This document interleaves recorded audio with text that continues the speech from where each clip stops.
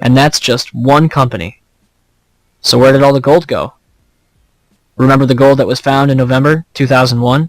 Reuters reported that it was discovered in the back of a 10-wheel truck, along with several cars, in a delivery tunnel underneath World Trade Center 5.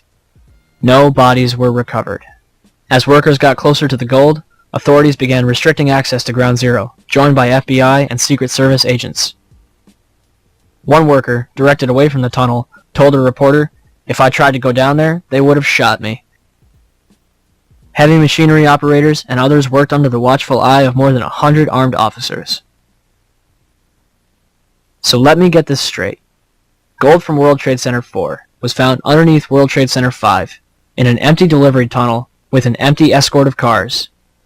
I think it's safe to say that they were running away from the South Tower. The question is, how did they know to flee from their stash when not even the firefighters inside the South Tower expected it to collapse? $1 billion worth of gold is confirmed to have been in the World Trade Center. $200 million is found. And that's just the money. In the aftermath of September 11th, President Bush had and continues to have permission to do and say whatever he wants, all under the pretext of September 11th.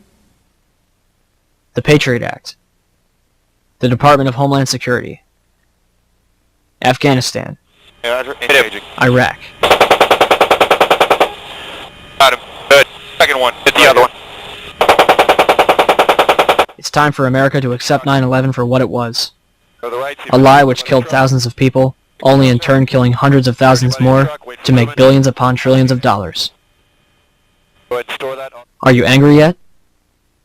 Every single attempt to uncover and investigate the truth behind 9/11 has been ridiculed and harassed by both the government and media alike for even daring to question the official story.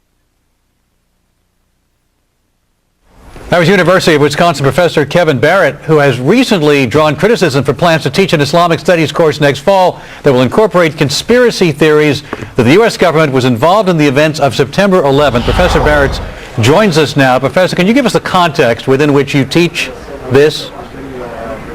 Well, yeah, sure. I'm teaching an introductory course on Islam, and I think it's really important to cover these contemporary political issues, and one of them is, of course, the so-called war on terror. Now, the fact is that the great majority of the world's Muslims believe that 9/11 was an inside job. But that's your opinion, right? That's your opinion that there was an inside job. Well, after studying the evidence pretty intensively for 2.5 years, I am convinced that 9/11 was in fact an inside job. And are students required to regurgitate that in some way in order to do well in your class? That's ridiculous. No, I'm not interested in making students regurgitate anything.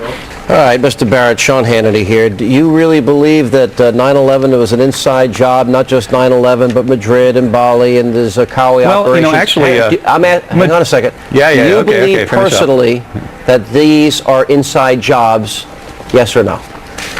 It's not quite that simple. I do know, I don't believe, I know that 9/11 was an inside job. Professor Stephen Jones has found residue of thermate on the steel samples from the World Trade Center. We now know that it was taken down in a controlled demolition. All right, so you believe that the buildings came down in a controlled demolition, right? Well, I don't believe it. I've looked at the evidence, and the evidence is overwhelming. All right, the evidence is overwhelming to you because you're a conspiracy nut, but no, actually, all of you, I ask your viewers to take a look at this evidence for themselves. They can go to st911.org. That's Scholars for 9/11 Truth. Take a look. Take a look at the demolitions. I know you think Morgan Reynolds, the former Bush administration official, says that the Bush administration blew the World Trade Center to kingdom come. That's a direct quote from a member of the Bush administration itself. I know. They blew the World Trade Center to kingdom come. The Jews were told to leave. Well, we've heard a lot of these sick, bizarre theories. And I don't believe any of them, but you're allowed to believe what you want, but that's not what's at hand here. The issue is whether or not you, with your bizarre theories, are the best. I think you have the bizarre theory. You think it was 19 guys with box cutters led by a guy on dialysis in a cave in Afghanistan? That's ridiculous. Yeah. I mean, that's the craziest conspiracy theory of all of them. Okay, I wish I had the Twilight Zone music. Now, here's my next question. The issue that is at hand here, you're entitled to have your opinion. I don't really care what you believe. But if we're talking about a captive group of students in a classroom, the question we've got to ask... Hang on a second. Well, they're sitting in your classroom, and you have a position of authority. I'm wondering, the question is whether or not you're the most competent to teach them. And most people think you're a nut. Most people think Well, your actually, views no, are not they even don't. worth listening to. We just had a poll here in Madison, and we found that 90% of the respondents at Channel 3000 poll said that I should be allowed to teach. Only 10% said I shouldn't. That's the question And at hand. I agree that that's the question. I don't think what your views are... 60% agreed with me about the questions I'm raising about 9/11. 60% of the respondents. I think you're in the minority. Right to speak. I don't think this is the proper forum, though, for people that hold extremist views like yourself. Reasonable no, you guys people are extremists. see that Fox you are News is the biggest bunch of extremists on the planet. But reasonable people see you as an extremist, and I don't think you're the most appropriate guy to teach that class. My guess is, I don't think you're the most appropriate guy to be on the airwaves spewing your venom throughout this country. I think you guys should be taken off the airwaves because you are the guys who are... We don't want to silence anybody. You teach and we'll do Hannity and Combs. Thank you, Professor. Coming up, we'll have a... Previously, we've all been told we're crazy, we're nuts, they would never do something like this. Then we began to hear that's interesting, or they knew. Shortly after that, we began to hear, yeah, they did it, but I'm only one person. I ask all of you, do we look like one person?